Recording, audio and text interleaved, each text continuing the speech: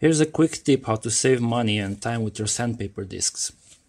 This sandpaper disc, it's almost new, not really worn out, but if you're sanding wet wood or plasture, anything that contains heavy dust, it's gonna build up on it like this, and basically you usually throw it away, but you shouldn't. Do this instead. With a soft wire brush, you can clean it.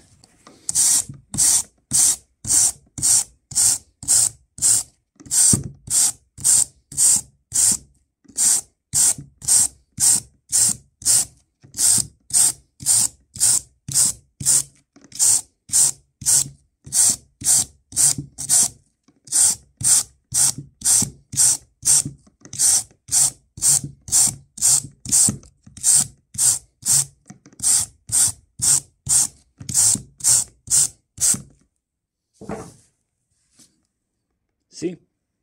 Still has some dust on it, but the sandpaper is basically almost new. Now, I'm not saying not to get new sandpaper discs, but it makes no sense to use it just 10 minutes and then have to throw it away. This way you can still use it, and it works perfectly fine.